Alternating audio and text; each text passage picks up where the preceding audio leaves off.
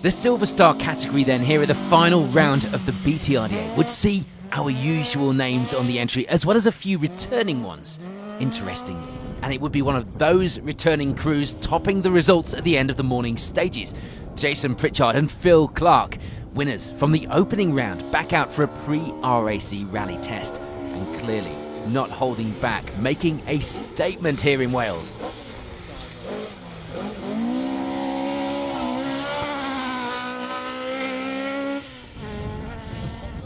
Pritchard's lead over the morning stages would be over Ashley Davies and Sam Fordham. 35 seconds the difference at this stage. Davies leading the way in the B12 class though. Another man we would love to have seen fighting up this end of the results, but it wasn't to be. We lose Owen McMackin and Lee Taylor. They retire with multiple punctures on the second stage of the day. It didn't matter too much to Owen though. He'd done enough to take the Silver Star Championship for the season. Great results through the season and consistency to boot will let him off this final round. Third place at this stage would be the Irish pairing of Michael McDade and Declan Casey. The Escort pair leading the way in H3 at this stage. Their advantage in the class was strong, but their third overall position was under pressure. Chasing them down and only 1 second behind, certainly responsible for that pressure at the midpoint in the rally, were Rob Wright and Mark Fisher. They were chasing a podium in the championship overall themselves this weekend on the final round.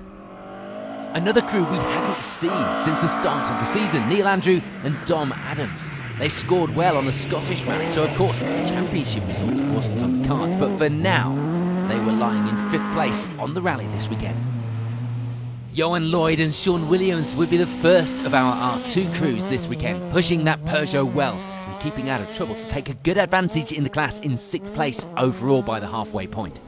A similar story in the B11 class for Ricky Crone and Daniel James. They take the lead in class after 3 stages. It wasn't a big one though. They'd still have to keep up the pace in the afternoon if they wanted to keep that and take the victory. Their slender advantage would be over Rob Wilson and Martin Hackett. 11 seconds the difference. Wilson pushing that Peugeot 205 to its limits on these fast, flowing mid-Wales stages. In that now familiar H2 class battle, it would be the advantage to Terry Pankhurst and Jamie Sparks this morning. They opened up a 41-second lead in the class. Reasonably comfortable, but you couldn't take anything for certain in this championship, as this can go all too well. And rounding out the top 10 overall at this stage were Baz Jordan and Arwell Jenkins. The pair taking 2nd in the H3 class as well for now in the Avenger. Let's take a look at the classes outside of our top 10, and it would be Martin Freeston and Chris Hees lying 2nd in the H2 class behind Pankhurst. They were going well, but had a little to go if they were going to close in on that class win. In the N3 class, it's Brendan and Steve Wellman topping the results after stage 3, the Fiesta pair lying in 12th place on the overall leaderboard as well. And there's just the one crew in the B10 class, so it would be the lead in that class, as you might expect, for Sean Bannister and Gavin Haycock, just concentrating on the overall leaderboard this weekend, lying in 13th place for now. Johnny Sproat and Peter Johnson would hold 2nd place in the N3 class at this stage. The gap to the class leaders only 8 seconds. The pressure would be put on surely through the afternoon as they fight for that class victory. Back to the R2 class though, and it would be 2nd place for Connor Tolson and Dylan Thomas. They were having a good run, but there was no catching Lloyd up in the class lead. They were there to take advantage should anything happen to our class leaders though. Next up in the R2 class, it was Tony Simpson and Ian Bevan. Lowered down the overall leaderboard than they would have wanted to be, or we might have expected them to be. But they were still going, which is all that matters, and that's a strong position. Rounding out our look at the class results then would be Malcolm Bayliss and Siobhan Pugh. 3rd in the H2 class in that familiar now looking Marquand Escort. So with the morning stages complete here at the Rallynuts stages, here's a look at that Silver Star leaderboard.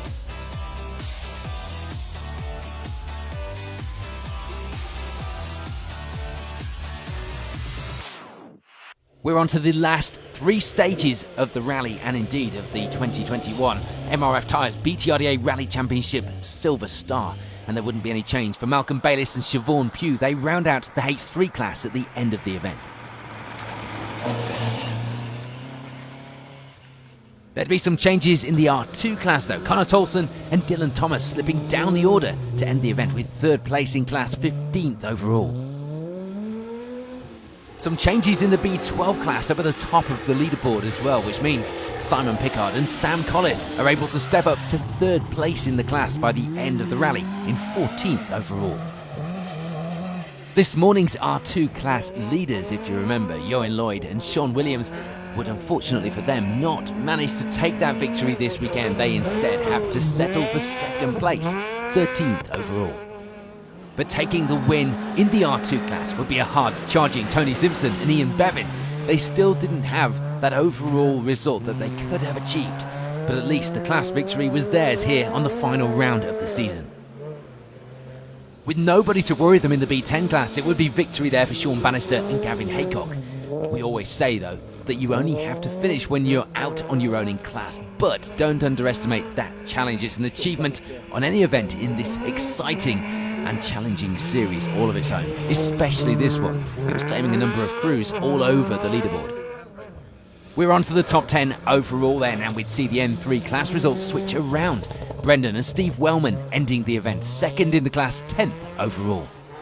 That, of course, meaning that Johnny Sproat and Peter Johnson would step up and take the class win. A great end to the event and the season for the pair in 9th place overall.